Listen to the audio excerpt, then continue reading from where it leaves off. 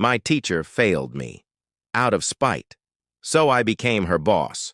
The classroom smelled faintly of chalk and old carpet, the kind of smell that clung to every memory of high school.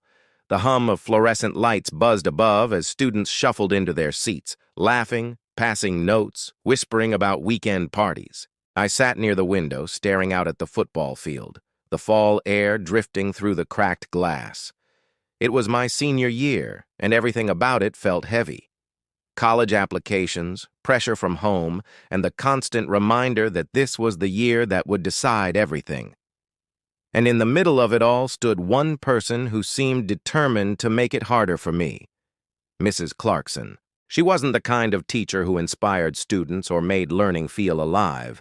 She was sharp, polished, and cold, like a blade that cut too easily. With her stiff blouses, neatly pinned hair, and glasses that made her eyes look perpetually judgmental, she carried herself like she was above everyone else in the room. "Take your seats, everyone," she snapped that morning, her voice slicing through the chatter. The room fell silent. To my classmates, she was strict but tolerable. To me, she was something else entirely. From the first week of the semester, I had been marked in her eyes.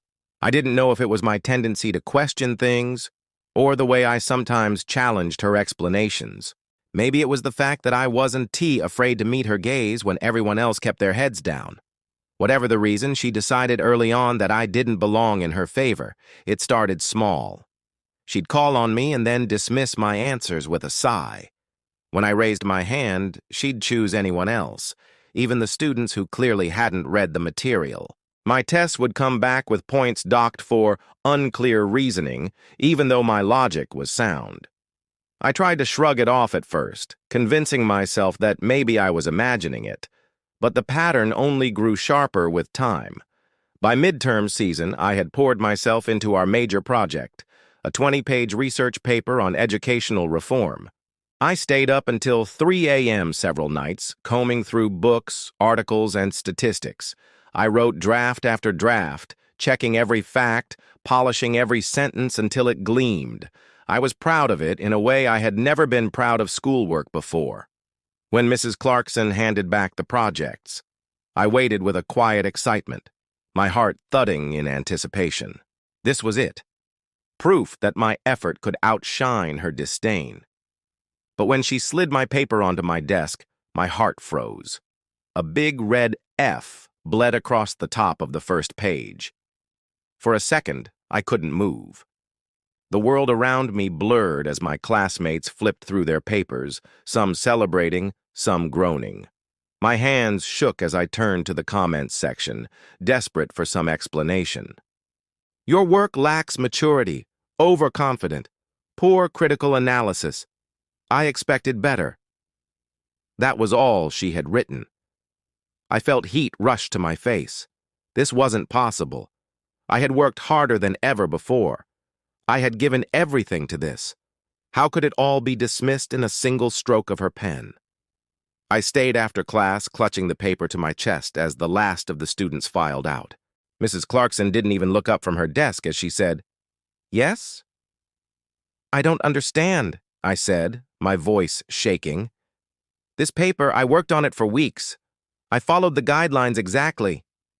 How could it be an F?" She finally looked at me, her expression calm, but laced with something cruel. "Your work was arrogant," she said simply. "You think you know more than you do. That's why you fail. Maybe next time you'll learn some humility." The words hit me harder than the grade itself. It wasn't about the paper at all. It was about me. That F didn't just bruise my ego, it crushed my GPA. It put my scholarship applications at risk. One grade, one act of spite, and my future suddenly tilted off balance. I walked out of her classroom that day feeling small, powerless, and utterly defeated.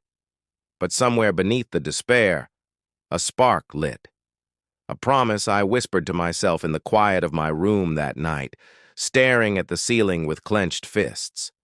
She will not be the end of me. She thinks she's clipped my wings, but one day I'll rise so high she'll have no choice but to look up.